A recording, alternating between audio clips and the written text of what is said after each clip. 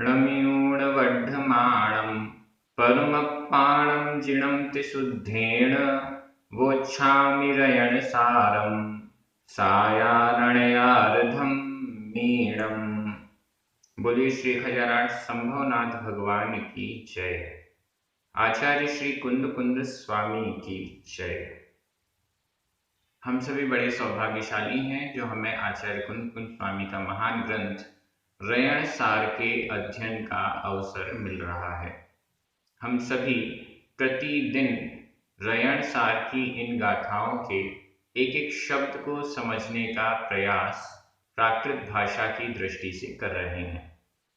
आज हम 2 गाथाओं का अर्थ करेंगे, क्रमशः गाथा क्रमांक 52 और 53। ये दोनों गाथाएं बहुत सरल हैं। सम्यक दर्शन के द्वारा क्या फल मिलता है, यह हमें इन गाथाओं से कुछ संकेत आचार्य कुंद कुंद स्वामी के द्वारा मिल रहे हैं। चलिए प्रारंभ करते हैं। गाथा क्रमांक 52। उच्चारण। कतक कतक फल भरीय भरीय, रा में छोटी की मात्रा भरीय, निम्मल निम्मल, आधा मा पूरा मा, निम्मल, जलम जलम। ये पूरा एक समासित पद है। कतक फल भरीय निम्मल जलम, कतक फल भरीय निम्मल जलम। ववगय ववगय, कालिया कालिया, सुवर्णम सुवर्णम, अधणा पुरणा, सुवर्णम च, ववगय कालिया सुवर्णम। ये पूरे समासित पद है। मलरहिय मलरहिय सम्मजुत्तो, मलरहिय सम्मजुत्तो। भव्ववरो भव्ववरो, लहई लहई, लहु लहु, मोक्षम मोक्षम। कतक फल भरीय निम्मल, कतक फल भरीय निम्मल, जलम ववगय कालिया सुवर्णम च, जलम ववगय कालिया सुवर्णम च। मलरहिय सम्मजुत्तो, मलरहिय सम्मजुत्तो, भव्ववरो लहई लहु मोक्षम, भव्ववरो लहई लहु मोक्षम। बहुत अच्छी गाथा है। भव्ववरो, भव्य वर, वर यानी श्रेष्ठ, भव्य श्रेष्ठ, उत्तम, भव्य भव्य जीव, उत्तम भव्य जीव, लहई लहई, प्राप्त करता है, लहई प्राप्त करता है। लहु लहु, यह अव्यय है, इसका अर्थ है शीघ्र। लहु शीघ्र लहई प्राप्त करता है, जल्दी प्राप्त करता है। किसको? मोक्षम, मोक्ष को। कौन सा भव्य जीव जल्दी मोक्ष को प्राप्त करता है? थोड़ा सा और ऊपर चलिए। मलरहिय सम्मजुत्तो, मलरहिय, मल से रहित, मल से रहित, दोषों से रहित, सम्यक्त्व से जुत्तो, युक्त। मल से रहित, सम्मजुत्तो, सम्यक दर्शन से सहित, भव्ववरो, भव्यवर, उत्तम भव्य जीव, लहु जल्दी, शीघ्र, कम समय में, मोक्षम मोक्ष को लहई प्राप्त करता है। ऐसा सम्मजुत्तो, सम्यक्त्व से युक्त, जुत्तो यानी युक्त, सहित, सम्यक्त्व से सहित। कैसा सम्यक दर्शन से सहित है? मलरहिय, मल से रहित। 25 प्रकार के दोष पूर्व में जो गाथाओं में बताए गए थे, उन दोषों से रहित जो सम्यक दृष्टि है, 25 प्रकार के दोषों से रहित सम्यक दृष्टि जीव, भव्य जीव, शीघ्र ही मोक्ष को प्राप्त करता है। अब इसका एक उदाहरण दिया गया है जो ऊपर के 2 चरण में है। कतक फल भरी निर्मल जलम, ये पहला उदाहरण। ववगय कालिया स्वर्णम, ये दूसरा उदाहरण। और एक च मतलब और, इनके समान। कतक फल भरी निर्मल जलम, जल के समान। जल कैसा है? निर्मल, निर्मल, निर्मल जल के समान। निर्मल, मल से रहित जल के समान यह जो सम्यक दृष्टि जीव है। निर्मल जल कैसे निर्मल हुआ है? कतक फल भरी, कतक फल के द्वारा जो निर्मल हुआ है, ऐसा भरी यानी भरा हुआ पूर्ण जल, भरे हुए पूर्ण जल के समान। कतक फल, कतक फल किसे कहते हैं? कतक फल का अर्थ है आजकल फिटकरी कहते हैं, फिटकरी। निर्मली भी कहते हैं, निर्मली। कोई भी गंदा पानी है, उस गंदे पानी में थोड़ा सा फिटकरी को घुमा दिया जाता है तो जितनी भी गंदगी है वो नीचे बैठ जाती है।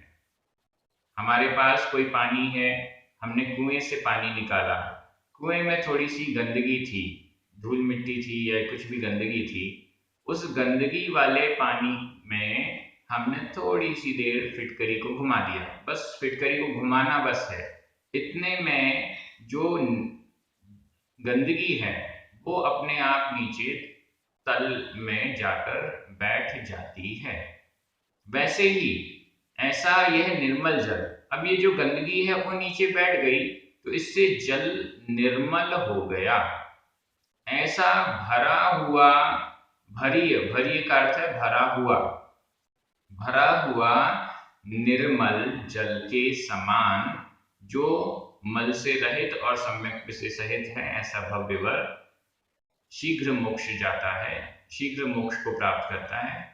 एक और दूसरा उदाहरण, ववगय कालिया सुवर्णम, सुवर्ण के समान। ये सम्यक दर्शन कैसा है? सुवर्णम, सुवर्ण के समान, स्वर्ण के समान, सोने के समान। कैसा स्वर्ण है?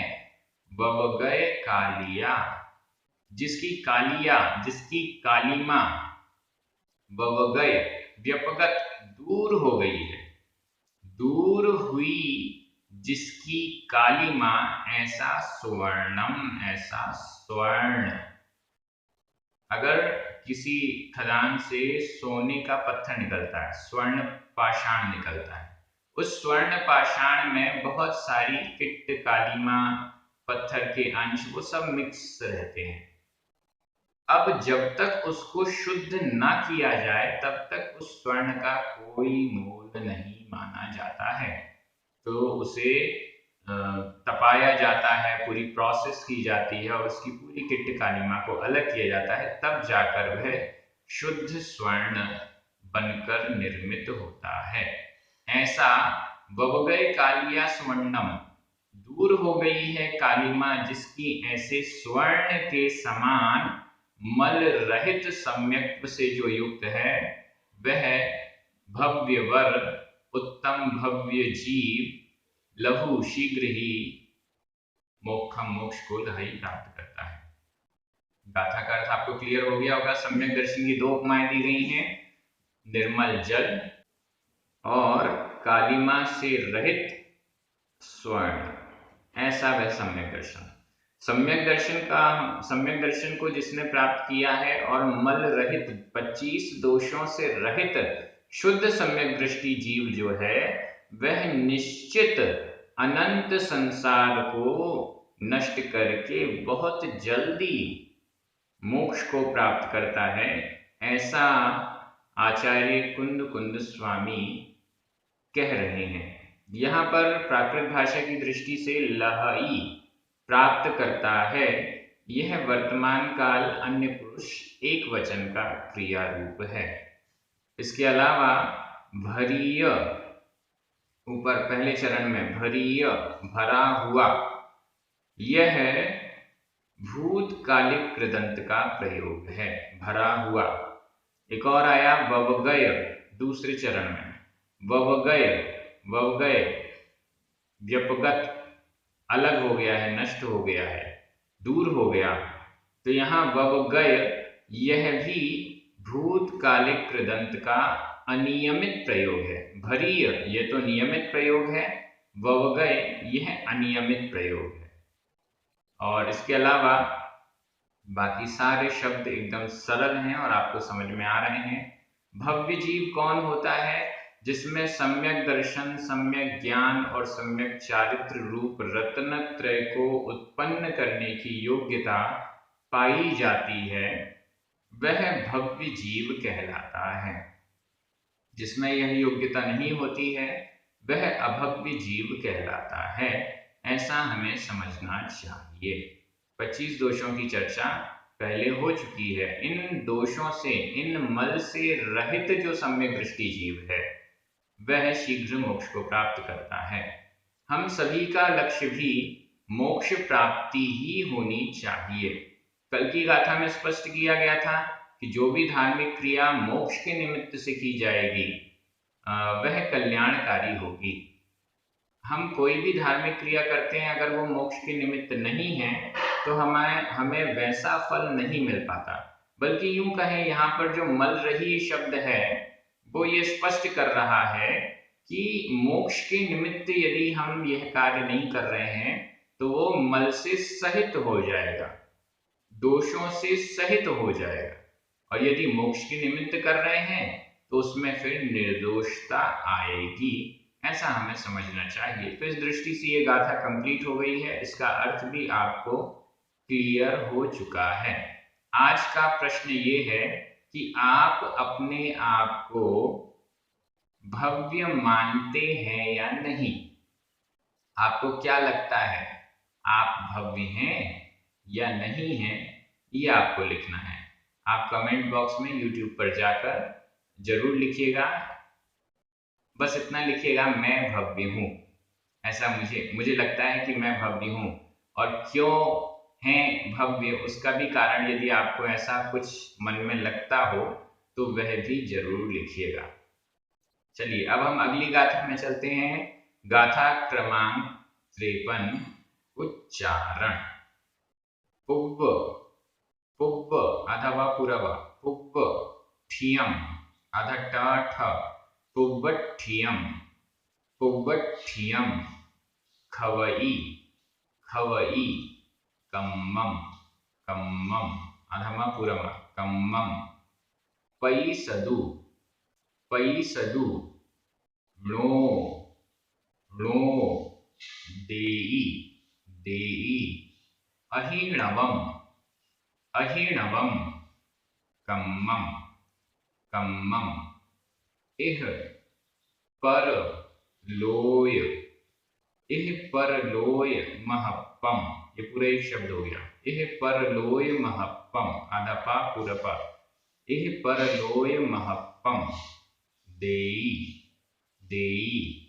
तहा, तहा। ओ समो, ओ समो भावो, भावो। पुव्वठियम खवैकम्मम, पुव्वठियम खवैकम्मम। पैसदुनो देई अहिणवम कम्मम, पैसदुनो देई अहिणवम कम्मम। इह पर लोय महप्पम, इह पर लोय महप्पम। देई तहा ओ समो भावो, देई तहा ओ समो भावो। ये गाथा भी बहुत अच्छी है। देई तहा उपसमो भावो, उपसमो भावो, उपशम भाव, उपशम भाव देई देता है। उपशम, उपसमो भावो, उपशम भाव, उपशम भाव। यह जो उपशम भाव है वह तहा उसी प्रकार से देई देता है, प्रदान करता है। उपशम भाव क्या है? उपशम भाव को हम दो तरीके से समझ सकते हैं। सबसे पहला, जिसका प्रकरण चल रहा है, सम्यक दर्शन। सम्यक दर्शन की विरोधी 7 प्रकृतियां हैं। उन सातों प्रकृतियों का जब उपशम कर दिया जाता है तो वह औपशमिक सम्यक दर्शन हो जाता है। सम्यक दर्शन की विरोधी सात प्रकृतियां: अनंतानुबंधी क्रोध, अनंतानुबंधी मान, अनंतानुबंधी माया, अनंतानुबंधी लोभ, ये चार, और दर्शन मोहनीय की तीन: मिथ्यात्व प्रकृति, सम्यक मिथ्यात्व प्रकृति और सम्यक्त्व प्रकृति। ये तीन, तो ये चार और तीन सात, ये सातों प्रकृतियां जब उदय में नहीं होती हैं, दब जाती हैं, इनका उदय नहीं आ रहा है, उपशम हो गई हैं, तो वह औपशमिक सम्यक दर्शन कहलाता है। पिछली गाथा में जो उदाहरण दिया कतक फल भरी निर्मल जलम, उसके समान, जैसे जल में, पानी में फिटकरी घुमा देने से जितना भी मल है वो बैठ जाता है, वैसे ही सम्यक दर्शन की ये सातों विरोधी प्रकृतियां उदय में नहीं आ रही हैं, शांति से कुछ देर के लिए बैठ गई, कुछ देर के लिए बैठी हैं, इसके बाद फिर उनका उदय प्रारंभ हो जाएगा। उसे औपशमिक सम्यक दर्शन कहते हैं। अब जब तक यह उदय में नहीं आ रही हैं प्रकृतियां, तब तक यह निर्मल सम्यक दर्शन बना हुआ है, इसे औपशमिक सम्यक दर्शन कहते हैं। तो उपशम भाव का एक अर्थ तो यहाँ पर प्रकरण के अनुसार औपशमिक सम्यक दर्शन यह लिया जा सकता है। दूसरा अर्थ उपशम भाव का लिया जा सकता है उपशांत भाव, जिसे हम समता भाव भी कहते हैं। समत्व, समता भाव, स्वर्ण और पाषाण में एक रूपता, चाहे सोना हो या मिट्टी हो, न सोने के प्रति राग न मिट्टी के प्रति द्वेष, शत्रु और मित्रों सबके प्रति समता भाव, तो इसको उपशांत भाव, कषायों की कलुषता नहीं होना या कषायों को मंद परिणाम कर देना, इसको भी उपशम भाव कहा जा सकता है। तो दोनों प्रकार के उपशम भाव को हम ले सकते हैं, औपशमिक सम्यक दर्शन को भी ले सकते हैं। अधिकांश जो अर्थकर्ता हैं उन्होंने औपशमिक सम्यक दर्शन की दृष्टि से यहाँ पर विवेचना की है। ये गाथाएं कुछ अलग अलग संस्करणों में ऊपर नीचे हो रही हैं और इनके शब्दों में भी काफी पाठांतर मिल रहे हैं। तो इस दृष्टि से जो पाठ में मतलब मैं आपके सामने प्रस्तुत कर रहा हूँ, हो सकता है गाथा क्रम अलग अलग हो, गाथाओं की क्रम संख्या में डिफरेंस मिलेगा, कुछ कुछ शब्दों में भी आपको डिफरेंस मिल रहा होगा। तो अलग अलग संस्करणों में है, उनमें से कोई एक ही मैं यहाँ पर प्रस्तुत कर पा रहा हूँ, सभी तो एक साथ नहीं हो पाएंगे, तो इस दृष्टि से आप उसको वैसे समझ लीजिएगा। तो यहाँ पर उपशम भाव देई, देता है, प्रदान करता है, उपशम भाव प्रदान करता है, क्या करता है? इह पर लोय महप्पम, इह इस, लो इस और पर लोय, इह पर लोय, लोय शब्द दोनों में लग जाएगा। इह लोय इस लोक को, परलोय परलोक में, महप्पम महात्म्य को प्रदान करता है। महप्पम यानी महिमा, महात्म्य को, महिमा को प्रदान करता है। जो उपशम भाव वाला जीव है वह इस लोक में भी और परलोक में भी महिमा को देई, प्रदान करने वाला है, देता है। तहा यानी तथा, तथा ये और के लिए, तथा के लिए जोड़ने के लिए आ गया है, समुच्चय बोधक अव्यय है। उपशम भाव इह परलोय महप्पम देई, इस लोक और परलोक में महिमा को देई, प्रदान करता है। जो उपशम भाव को धारण करता है उसकी महिमा इस लोक यानी वर्तमान भव में और परलोक आगामी भवों में उसकी महिमा होती है, फैलती है। और क्या होता है? पुव्वट्ठियम खवैकम्मम, और दूसरा पैसदु नो देई अहिनवम कम्मम। ये दो बड़े महत्वपूर्ण कार्य उपशम भाव के कारण होते हैं। औपशमिक भाव के कारण भी हम समझ सकते हैं, और उपशम भाव मतलब उपशांत भाव, कषायों का शमन करना, उससे भी। तो दोनों को हम इस दृष्टि से देखें। पुव्वट्ठियम कम्मम, कैसे कम्मम, कैसे कर्म को, पुव्वट्ठियम पूर्व में ठिय, ठिय मतलब स्थित, पूर्व में स्थित कम्मम कर्म को खवई नष्ट करता है। यह जो उपशम भाव है, ये पुव्वट्ठियम पूर्व में ठिय स्थित कम्मम कर्म को खवई नष्ट करता है, क्षय करता है। पुव्वट्ठिय, ठिय यानी स्थित, पूर्व में स्थित, पूर्व में बंधे हुए, पिछले भावों में, पूर्व समय में बांधे हुए कम्मम कर्म को खवई नष्ट करता है, पुराने कर्मों का क्षय करता है।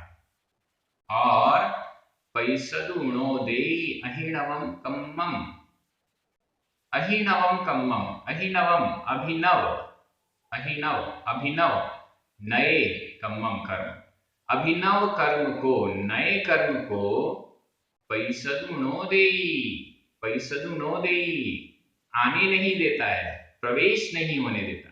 पैसदु प्रवेश होने के लिए, नो नहीं देई देता है, प्रवेश होने नहीं देता है।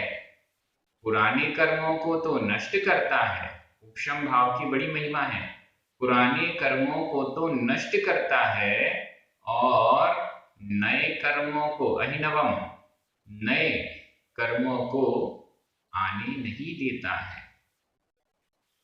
साथ में श्लोक और परलोक में महात्म्य को देता है, ऐसा वह उपशम भाव है। जो उपशम भाव है, मतलब अपनी कषायों को शांत करना, ये भी प्रैक्टिस इसकी काफ़ी की जाती है साधना की दृष्टि से, और हमें करना ही चाहिए। अपनी कषायों को कंट्रोल में करना, ये बहुत बड़ी साधना है, और इसके लिए ही जो तपस्वी जन हैं, मुनि गण हैं, वो अपना पूरा जीवन लगा देते हैं। हमें भी ये कोशिश करनी चाहिए कि हमारा जो राग द्वेष का सर्कल है, उसको हम कम करते जाएं, बढ़ाएं नहीं, उसको कम करते जाएं। हमारा राग ज़्यादा फैले नहीं, ऐसा हमें प्रयास करना चाहिए। कषायों को मंद करने की हमारी पुरुषार्थ निरंतर चलती रहे, निरंतर चलता रहे यह पुरुषार्थ, ऐसा प्रयास हमें करना चाहिए। इस दृष्टि से यहाँ उपशम भाव के 3 महिमाएं बताई गई। सबसे पहले पूर्व स्थित कर्मों का क्षय करता है, दूसरा अभिनव कर्मों को प्रवेश नहीं होने देता है, और तीसरा इस लोक और परलोक में महिमा देता है, ऐसा वह उपशम भाव है। यहाँ पर देई 2 बार आया है। यह वर्तमान काल अन्य पुरुष एक वचन का क्रिया रूप है, देई देता है, और खवई नष्ट करता है, क्षय करता है, यह भी वर्तमान काल अन्य पुरुष एक वचन का क्रिया रूप है। इसके अलावा पुव्वट्ठियम, ठियम स्थित, ये जो ठियम है, यह भूतकालिक कृदंत का अनियमित प्रयोग है। और पैसदु, पैसदु ये बड़ा बहुत समझ में नहीं आने वाला शब्द है। प्राकृत भाषा की दृष्टि से देख रहे हैं बार बार, यह हेत्वर्थक कृदंत होना चाहिए था, और इसमें एक बिंदी भी होनी चाहिए थी। पैसदुम ऐसा होता तो बहुत जल्दी और बहुत अच्छे से अर्थ लगाया जा सकता था, लेकिन पैसदु यह भी हम हितवर्थक कृदंत ही मानेंगे, और हितवर्थक कृदंत का अनियमित प्रयोग इसे हम कह सकते हैं। इस दृष्टि से पैसदु प्रवेश के लिए यह इसका अर्थ हो जाएगा। और बाकी शब्द एकदम सरल हैं, आप सभी बहुत अच्छे से अध्ययन कर रहे हैं। इस रयण सार के अध्ययन में, जो कि प्राकृत प्रशिक्षण यूट्यूब चैनल पर और प्राकृत ऐप पर अवेलेबल है, इसमें बहुत अच्छे तरीके से प्रयास किया जा रहा है कि एक एक शब्द आपको क्लियर हो जाए, एक एक शब्द प्राकृत भाषा की दृष्टि से भी समझ में आए। सिर्फ यह ग्रंथ आपको पढ़ाया जा रहा है ऐसा नहीं। प्राकृत भाषा यदि आप सीख जाएंगे, प्राकृत जैनागम के ग्रंथों को कैसे पढ़ना है यह कला आप सीख जाएंगे, तो जो हजारों लाखों ग्रंथ प्राकृत भाषा के हमारे पूर्व आचार्यों ने लिखे हैं वो सब आप अपनी स्वेच्छा से पढ़ पाएंगे। यह दृष्टि यहाँ पर है, इसलिए यहाँ एक एक शब्द को क्लियर करने का प्रयास किया जाता है। आप सभी बहुत अच्छे से अध्ययन कर रहे हैं, सभी को बड़ा आनंद आ रहा है, सभी को बहुत बहुत धन्यवाद। पुण्यार्जकों को विशेष धन्यवाद। सभी को जय जिनेन्द्र। जिनवाणी माता की जय।